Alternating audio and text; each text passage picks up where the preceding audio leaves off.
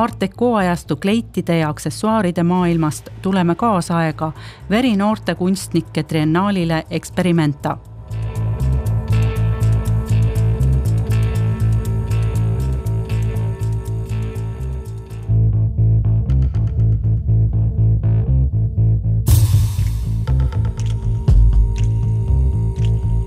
Tahaksin küsida teilt, et mis on kaasaegses kunstis oluline? Ilmselt on oluline esitada ideid või küsimusi, mis puudutavad meie elu nii isiklikul kui ühiskondlikul tasandil.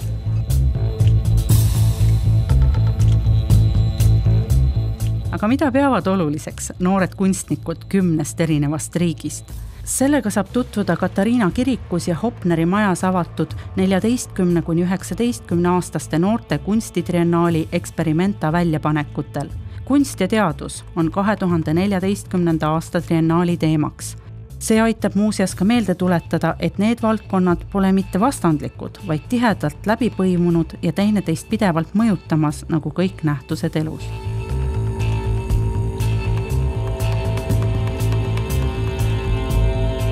I was coordinating the Portuguese Experimenta, the Portuguese reply to Experimenta, and in the Art Teacher Association where I work, we did a national contest.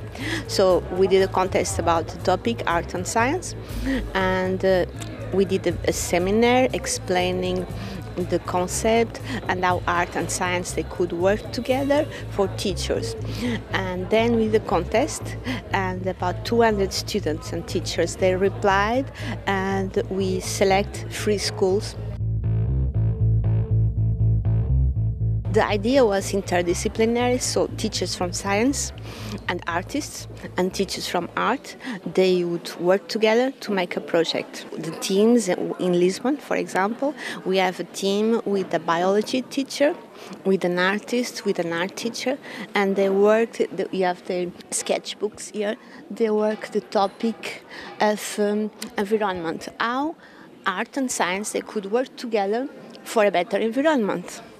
And their work were more or less explained in the sketchbooks. It's very conceptual. We don't have a final product. It's just a reflection about something.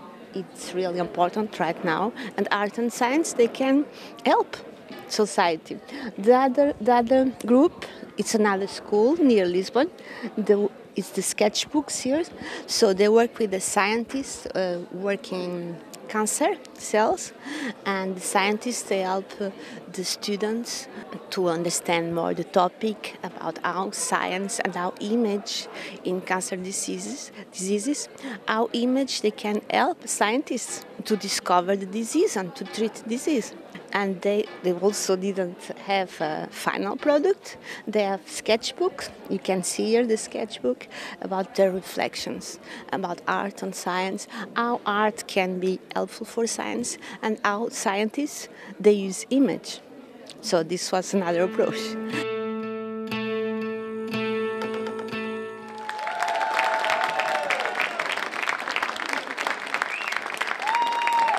Julius Ertelt.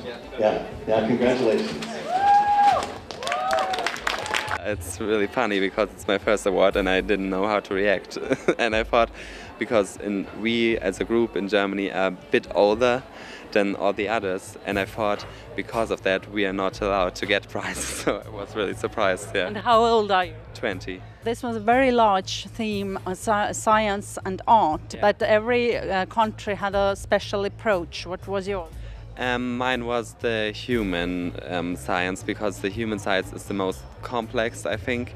No one knows really something about the human interaction, and so it was the theme we are working in. Well, I come from Munich, and it's a town in Germany where all the people are very rich and they are really snobby. So if a person looks or walks around differently, they are judging very hardly. So I took photographs of people in Munich I know that look in a very specific way, and asked about strangers what they think about them and displayed it here. And I would like to make a display in every country, in every exhibition of every country. So now I get the surveys of Tallinn, and I already have them in Munich and see what people think in different countries of them. For example, Nina, and she has a very strong look, and some people were rating messy and mean and something like that. And right now we can already see that someone wrote thoughtful and nice. So we can see there's a difference right now. I found out that I really like conceptual art, so art with a lot of thinking, and because I don't like just drawing around and then it's the art piece, I like to think what other people may say or what's deep inside of me and then do the artwork. Because, for example, this one is really personal to me because I got criticized a lot for my looks and then I made it an artwork. So that's my point of view as an artist, yes.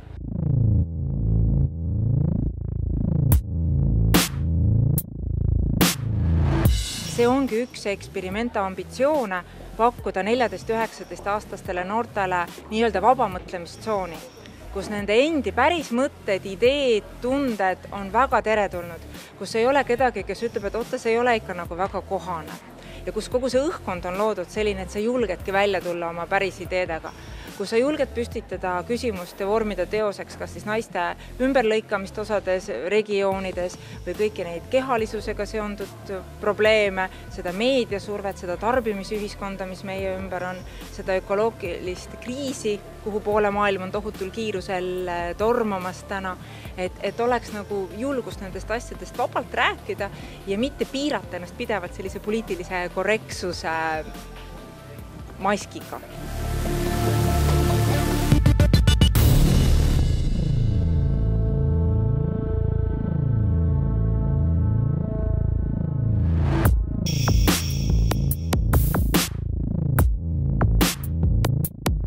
Mari Kartau, kes on siis meie Eesti Expo kuraator, käis meie koolis rääkimas sellest ja siis tutvustas seda ideed ja siis tänu kunstiõpetaja sükse väiksele utsitamisele siis ma otsustasin osaleda. Mina olen samuti Viljandi gümnaasiumist, aga minu lugu on hoopis teistsugune. Et mina sattusin selle võistluse otsa täiesti juhuslikult internetist, et ma otsisin tegelikult hoopis kirjandusvõistlusi ja siis ma avastasin hoopis kunstivõistluse ja ma arvasin, et oleks tore osa võtta. Aga kunstiga oled ka varem tegelenud? Jaa, ma olen käinud mõned aastad huviringina kunstikoolis. Ta ei ole nagu päris kunstikool, aga pigem huviring. Siis see oli vahepeal selline paus sisse jäänud ja siis ma uuesti avastasin selle võistluse ja siis mõtlesin, et prooviks jälle, et pole ammu midagi teinud.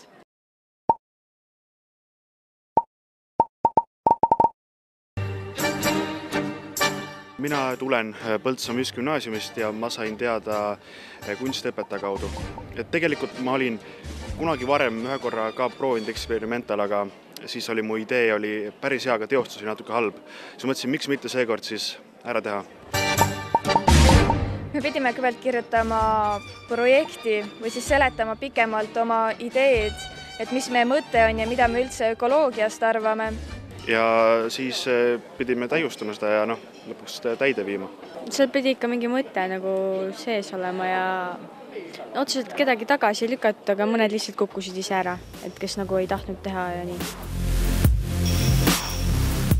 Ma valisin selleks teaduseks, mida siis kunstiga paaritada ökoloogia. Nii et Eesti ekspositsiooni alapealkiri on ühiskonna ökoloogia. Meil olid siis mitmed voorud. Enamus ideid vajasid edasiarendamist ja noored said ülesandeid, mis nad siis peaks mõtlema või tegema. Mingiks tähtajaks saatma oma lahendused ja kes selle ära tegi, see sai jälle järgmisesse vooru. Ja olid ka töötoad, siis, kus kunstnikud ja ökoloogid natuke nendega rääkisid. Lõpuni pidasid vastu siis 17 autorit ja kokku on meil 13 tööd väljas. Enamus on ikkagi siin või seal kunstikoolis käinud.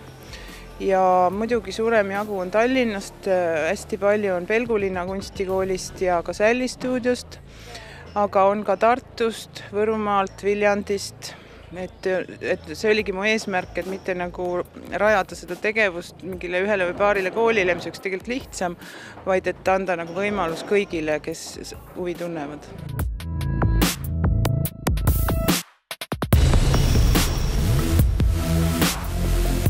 Kuna ma hoolin keskkonnast ka, siis mulle väga läks see teema nagu korda. Aga minu idee käis nagu läbi igasuguste seikluste ja siis jõudis lõpuks siia välja, kus ta on. Need pallid on siin ühiskond ja siis see kujutab seda, kuidas kõik on omavahel seotud, et kui sa liigutad ühte palli, siis liiguvad ka teised pallid ja nagu looduseski, nagu ökoloogiaski, et kui midagi läheb viltu või hävitatakse näiteks mingeid vihmametsi, siis võib-olla ei ole nagu nii palju enam õhku hingata. Algus ma tahtsin teha sellist nagu keskkonda. Ma tegin kindluse, mis nagu esmapilgul ei ole üldse nagu ökoloogiaga seotud. Et see ei ole neil ei ole mingisuguseid seoseid. Aga kui kindlus, kui siuke elus organism, et kus kõik asjad liiguvad, need protsessid, mis toimuvad seal sees, et tegelikult on nagu natuke nagu inimene.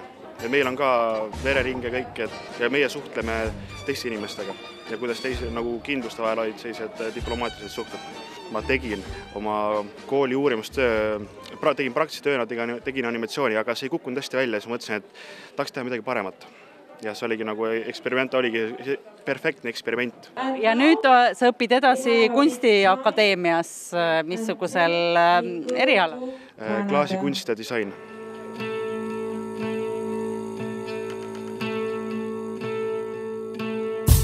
Nagu nende ideedega ikka on, et ma alustasin hoopis kusagilt mujalt, aga ma ei tea, kuskilt miskit pidi ma jõudsin saiani. See töö iseenesest räägib sellest, kuidas inimesed toituvad saiast või nagu üldiselt toidust ja samas, kuidas see on nende eluga seotud. See ülevalt on nagu põhi, lõuna, ida, lääs ja samas talv, suvi, kevad ja sügis. Ja siis, kui siin on käejäljed ja jalajäljed, siis see sümboliseerib iseenesest inimest.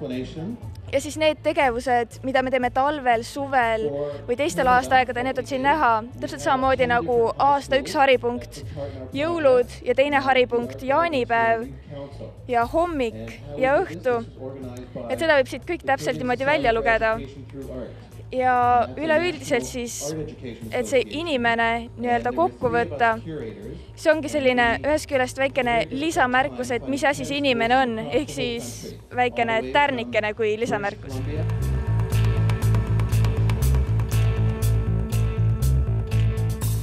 Siin on väga palju erinevaid töid ja erinevates tehnikates ja žanrites, et aga Eesti siis noored, kas on ka mingisugune tendents, mida nad eelistavad või on kõik? Eks ma suunasin neid selles osas just, et kuidas oma ideid väljendada ja mis tehnikaid ja meediume kasutada, sellepärast, et selliseid asju nagu installatsioon näiteks ei ole ju üldjuhul koolis nagu nii väga õpetatud ja nad võib-olla ei teagi, mis see on. Et suur osa ikkagi esialgu tahtsid teha mingeid selliseid veidraid seadeldisi või papier-macheest kujukesi, et sellised ideed ma kõik suunasin nagu sellisesse vormi, et see asi näeks välja nagu kaasaegne kunst, sest meil on siin kaasaegse kunstitriennaal.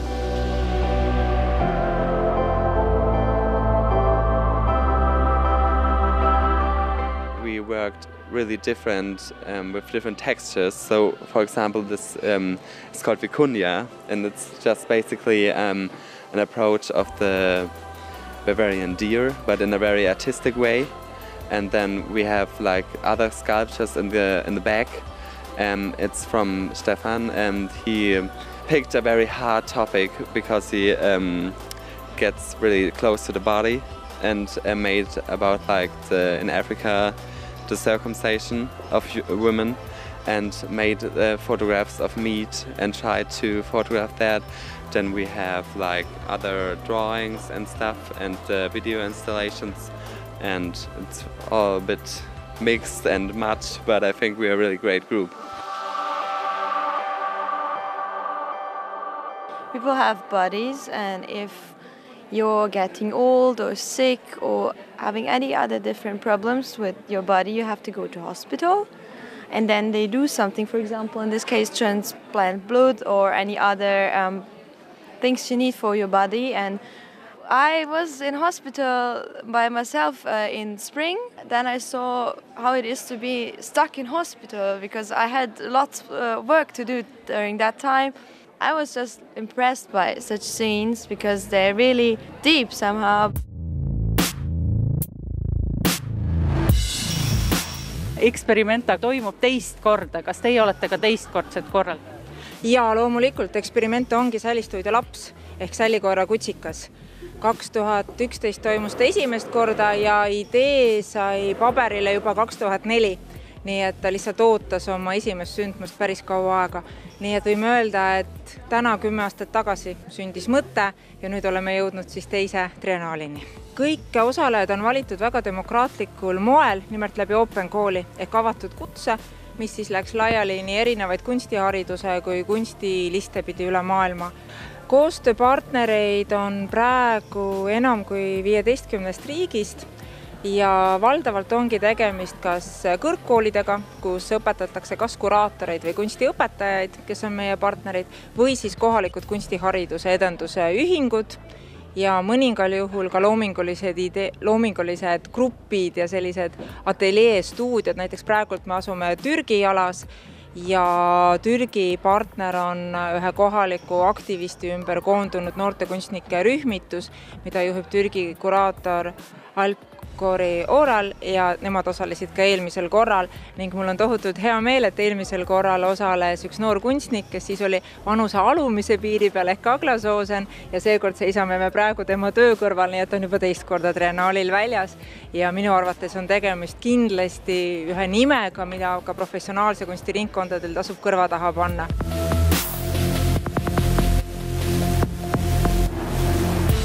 Sälistuudio on sama vana kui taasiseseisvunud Eesti Vabariik, nimelt alustasime aastal 1991 ja eelmisel triennaalil läbis Eesti eelvooru Tohutud sõelad suutis oma tööga ära teostada üks õpilane ja sel aastal samuti, sest sõela on väga tihe ja vaja ei ole mitte ainult suurepärast ideed ja selle loovat lahendust, vaid ka suutlikkust oma töö valmis produtseerida. Ehk et need noored inimesed, kes siia välja on jõudnud, neil ei ole mitte ainult head ideed ja nad ei ole loominguliselt andekad, vaid nad suudavad kinni pidada ka kokkulepetest, kuupäevadest, kellaaegadest, leida ise rahastust oma projektile ning need asjad lõpuni teostada. Täpselt nagu päris kunstimaailmas. Ei ole õpetaja-juhendajad, kes sind käest hoiab ja läbi lohistab su läbi protsessi. Sa pead ise olema hakkaja ja tubli, et hakkama saada. Ja järgmine kord siis on 2017. On 2017 ja kõik märgid näitavad, et teemaks saab olema kunst ja majandus. Ja miks oli seekord kunst ja teadus? Ma olen jätnud endale lõbu neid teemasid välja hõigata vastavalt sellele, mis mulle tundub, et võiks olla õhus 2-3 aasta pärast. Nii et täiesti subjektiivne personaalne minu valik. Mingi lõbu peab minul ka olema kogu seda triennaali tehes.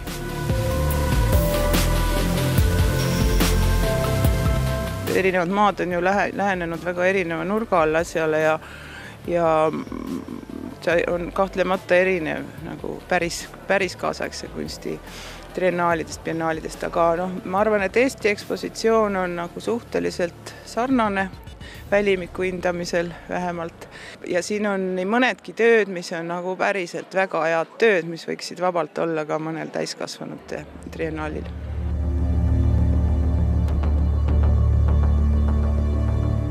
Well, it's amazing how creative and how original they are. This is the new generation of artists, and we can see they are very promising. And the level of ugly reflection about the topic is very important too in this term, in terms of contemporary art.